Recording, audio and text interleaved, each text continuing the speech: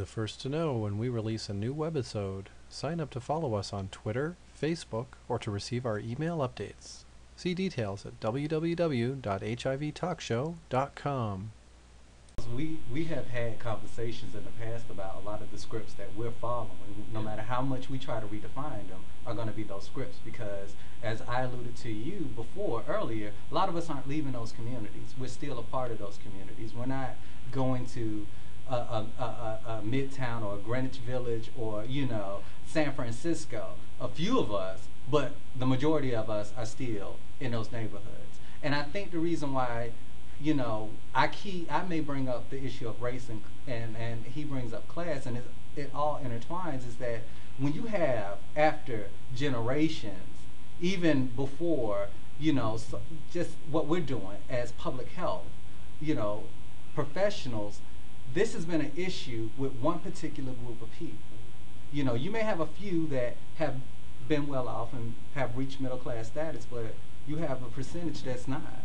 You still have a percentage that, overall, that their way of thinking, their way of eating, their way of life, I made it, this is what I'm comfortable in, I just want. And what I'm seeing is you're teaching your generation where it's that gap where they don't really have the full message.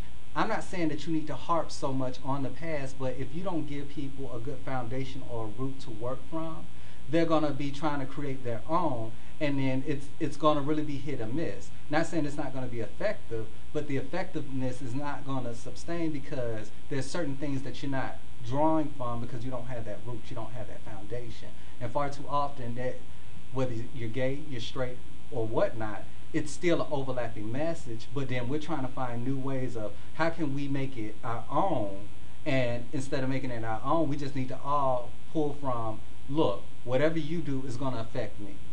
You're my son, you're my brother, you're my nephew, you're my whatever. You're gay. You become positive. That's going to affect the family, regardless or not. One of the reasons why I joke with Charles so much about me having to leave, that working in gay community so much is because, for me, I always look at things as a whole. You can't, and it kept baffling me because it kept frustrating me when I'm working with gay black men, why so many of them, no matter what their background was, whether they came from money, didn't come from money, whether they were out or in the closet, why was it like still a common thread among all of them? And they felt comfortable in these ideas. Let me go back to the root. Because if I talk to your mom, I talk to your dad, they just one generation from the ghetto or the hood, or your grandparents just one generation from sharecroppers, and their grandparents are just one generation from the slave. So what's going on? How did all this play out, and then where did that disconnect come in, and why was it an intentional disconnect, and who's that? What resources are you actively pulling from to try to fill those gaps and understand how all this ties in and how all this affects everybody? Okay, y'all. So what about relationships? How are we going to deal with our relationships, and what kind of relationships do you think people are looking for, especially around HIV and AIDS? Well, I think that everybody at some point in time wants to be loved, and I think that probably a close friend of mine, when he was sharing with me his story about when he first found out that he tested positive, of all the things the first things that could come to someone's mind, the first thing that came to his mind was that nobody would want to be with him, and that that hit me because if I tested positive one day, that wouldn't be the first thing on my mind. More so I would be thinking about my mortality, but it was just very interesting that he felt that way. Go ahead. I was gonna say, I think sometimes we underestimate the power or the ability of not just a romantic relationship, but a healthy friendship, a healthy romantic relationship, a healthy relationship with our families, how that can really help us in this fight against HIV. One of my most vivid memories in HIV working at 8 Atlanta, is that I was called up to the clinic because there was a young man who had come to get tested. He was about 22, and he was putting himself in very, very, very risky situations. And the reason he said he was doing this is because he didn't have anybody. He felt lonely. He wanted to be desired. He wanted to be loved. And so he was going and having unprotected, receptive anal sex with complete strangers. And he was saying that's the only way that he knew how to get that connection, to build those relationships. And so I think a lot of us engage in those risky behaviors. I don't think that's an uncommon narrative at all. I think that a lot of us are seeking love or affection or healthy relationships, and that manifests itself in sex, and sometimes risky sex. So I think that, and even for positive people, I think supporting them and helping them to realize that they're not alone will also go a long way in our fight against HIV. And I also think that in HIV prevention, we haven't really kept up with our communities. Like, I think the way that we did HIV prevention in 1988 isn't going to necessarily work for 2009. And our communities have evolved, and the relationship to HIV has evolved. I mean, if you look at, for example, the rental rates for, like, let's say pornographic movies, gay porn movies, bareback movies are usually at the top. And I think it speaks to, there's something about the ways in which our community thinks about condomless anal sex that has shifted. And I think the way we look, and therefore I think in prevention, we have to really sort of imagine new ways and different ways of thinking about, like, prevention in those communities, especially when how people relate to each other, their very relationships with each other are evolving. I'm sure the conversations around condomless anal sex is different than they were 20 years ago.